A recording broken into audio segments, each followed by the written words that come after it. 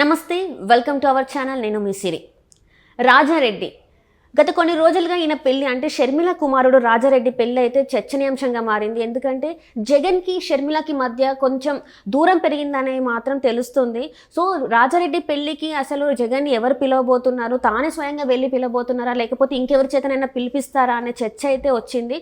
So దాన్ని చర్చించడానికి ఇప్పుడు మనతో పాటు ఉన్నారు సీనియర్ జర్నలిస్ట్ జగదేవ్ గారు. నమస్కారం సార్. నమస్తే సార్, రాజారెడ్డి పెళ్లి చాలా చర్చనీయాంశమైంది, షర్మిల వాళ్ళ అబ్బాయి. సో ఇప్పుడు ఏంటంటే జగన్కి ఉన్న షర్మిలకు చెడిందనే వార్తలు కూడా వస్తున్నాయి. సో యాజ్ అన్నని పిలవాలి అంటే ఇంటికి రావద్దు అనే ఒక ఇది కూడా, షర్మిల రావద్దు అనేది కూడా వినిపిస్తుంది, రావద్దని చెప్పారని చెప్పేసి.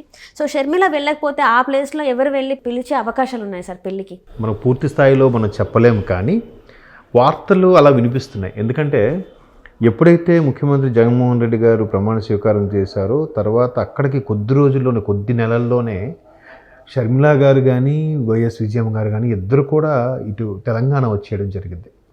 అలా వచ్చినప్పుడు కూడా విజయమ్మ గారు, అంటే ఇదంతా ఎందుకు చెప్తున్నాను వస్తాను, అక్కడికే వస్తాను. విజయమ్మ గారు వైసీపీ గౌరవ అధ్యక్ష పదవి కూడా రాజీనామా చేసి ఇకపై నేను బిడ్డతోనే ఉంటాను, బిడ్డతో ఉండదలుచుకున్నాను అన్నట్టు చెప్పారు. అంటే దాని అర్థం ఏంటి? కొడుకుతో ఉండలేక ఇమడలేక అని ఒక అర్థం, లేదా ఇన్ని రోజులు కొడుకుతో ఇక్కడ ముఖ్యమంత్రి అయ్యాడు కాబట్టి ఇకపై బిడ్డతో ఉంటాను కూడా అర్థం కావచ్చు. కానీ రాజకీయ నేపథ్యం ఉన్నప్పుడు ప్రతిపక్షాల విషయంలో కానీ లేదంటే పడని వాళ్ళు కానీ విషయంలో కానీ ఎక్కడైనా మచ్చ దొరికినప్పుడు ఖచ్చితంగా పట్టుకోవాలని చూస్తారు. అది మేబీ వాస్తవం కూడా అయ్యుండొచ్చు. ఇది ఇప్పుడు ఎంత ఎప్పుడైతే ఆవిడ మీ బిడ్డతోనే ఉంటాను మీతో ఉండన్నప్పుడు ఈ తల్లిని చెల్లిని కూడా బయటికి పంపేశాడని దుమారం వచ్చినప్పుడు అక్కడ ముఖ్యమంత్రిగా ఆయన ఎక్కడా ఖండించలేదు, కాదు అది అబద్ధం అని చెప్పి తల్లి కూతురు కూడా ఎక్కడా ఖండించలేదు, మా అన్నయ్యకు ఎటువంటి విభేదాలు లేవని కూడా ఎక్కడ ఖండించలేదు.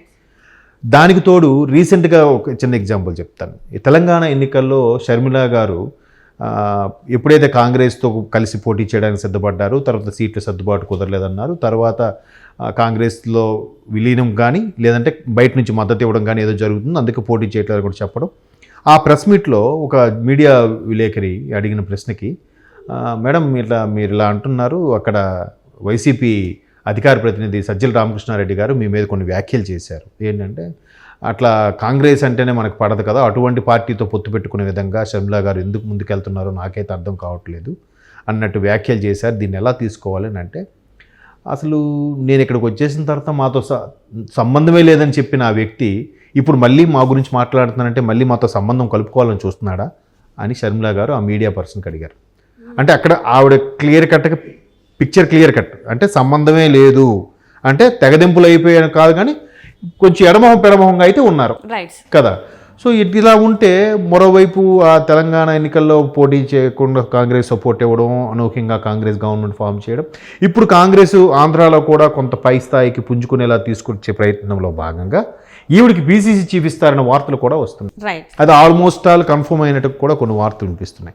అయితే పీసీసీ చీఫ్ ఇస్తే రేపొద్దున ఎలక్షన్లో పోటీ చేస్తే ఎంతవరకు గెలుస్తారు అనే విషయం పక్కన పెడితే ఖచ్చితంగా ప్రతిపక్షంగా వేరే పార్టీ వ్యక్తి మీద దుయ్యబట్టాలి, విమర్శలు చేయాలి, అన్నీ చేయాలి. సొంత అన్న మీద కూడా విమర్శలు చేసే పరిస్థితి వస్తుంది షర్మిల గారికి, చెయ్యాలి. సో ఇవన్నీ దృష్టిలో పెట్టి మీ మీద విమర్శ చేయాలంటే నేను మీతో కలిసి ఎలా కూర్చోగలుగుతాను? మిమ్మల్ని బయటకు వచ్చి నానా రకాలుగా అన్నీ అని మళ్ళీ మిమ్మల్ని చూడలేను కదా.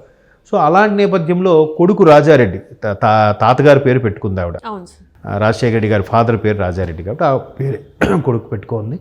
ఆ పెళ్లి బిజీలో కూడా కొంత ఆవిడ ఎక్కడ మీడియాకు సమావేశంలో కానీ ఎక్కడ మాట్లాడే సందర్భాలు కనబడట్లేదు. బట్ మీడియా అన్నాక ఎవరికున్న ఇన్ఫర్మేషన్, ఎవరికి ఉన్న వింగ్, ఎవరికున్న సర్కిల్లో వాళ్ళు కొంత ఇన్ఫర్మేషన్ ఉంటుంది కాబట్టి, అది కాకుండా అక్కడ గ్రౌండ్ లెవెల్ కడపలో కానీ లేదా హైదరాబాద్లో కానీ విజయవాడలో కానీ ఏ మీడియాకి సంబంధించిన మీడియా పర్సన్స్ గ్రౌండ్ లెవెల్లో స్టింగర్స్, స్టాఫ్ వీళ్ళందరూ ఉంటారు, స్టాఫర్ ఉంటారు కాబట్టి వాళ్ళకు అక్కడ ఉండే శ్రేణులతో సన్నిహితంగా తిరగడం, కొంత ఇన్ఫర్మేషన్ గ్యాదర్ చేస్తారు కదా. అటువంటి నేపథ్యంలో వచ్చిన ఇన్ఫర్మేషన్ ఏంటంటే టీటీడీ చైర్మన్ ఎవరో కాదు, మన వైఎస్ జగన్మోహన్ రెడ్డి ముఖ్యమంత్రి గారికి స్వయాన బాబాయ్, అంటే పిన్ని భర్త.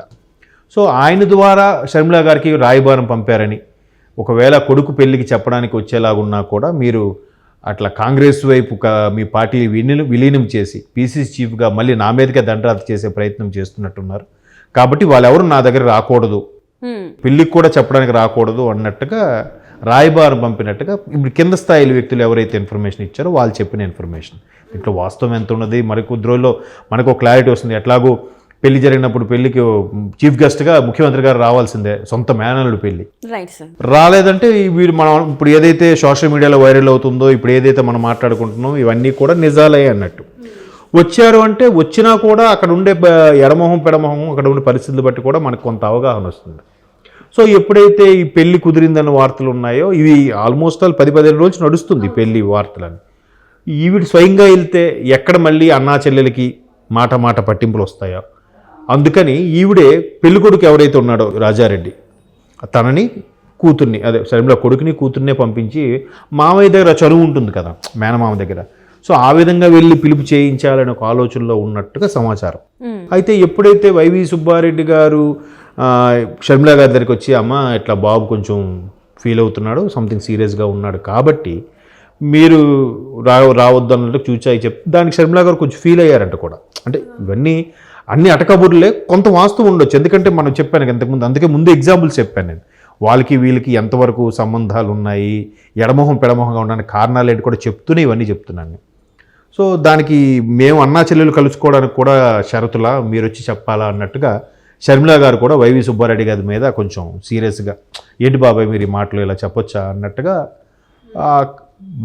షర్మిల అనుయాయులు ఎవరైతే ఉన్నారో వాళ్ళు కూడా కొన్ని సందర్భంలో చెప్పిన మాటలు బట్టి మొత్తానికైతే అన్నా చెల్లెలు ఎడమొహం పెడమొహంగా ఉన్నారు. కానీ ఒకప్పుడు చూసుకున్నప్పుడు అయితే జైల్లో ఉన్న జగన్ కోసం తను ఎంతో కష్టపడింది, ముఖ్యమంత్రిని చేసింది. ఎక్కడ ఇది చెడిందంటారు సార్? అది తెలియదండి. ఎందుకంటే ఆవిడ జైల్లో జగన్మోహన్ రెడ్డి గారు ఉన్నప్పుడు నిజంగా ఆవిడ మొదట చాలా విమర్శించారు.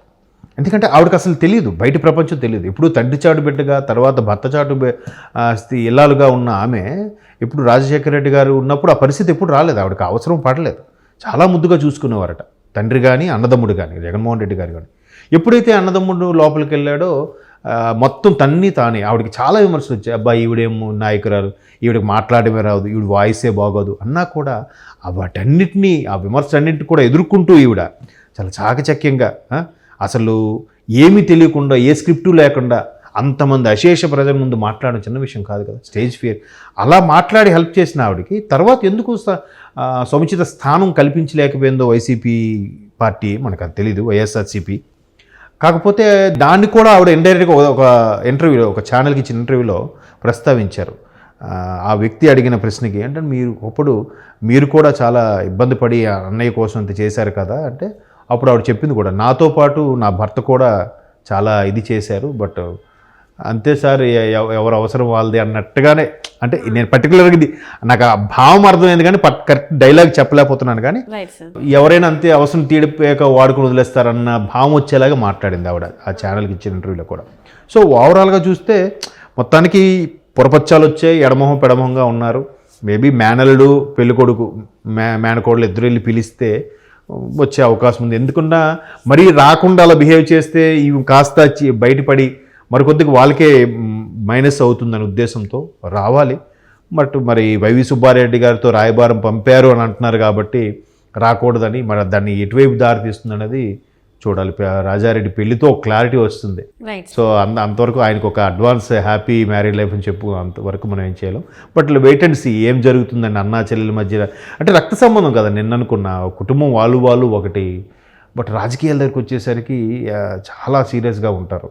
అది ఎందుకో రాజకీయాల్లో ఉన్నదే అది. Right, thank you so much sir. Thank you.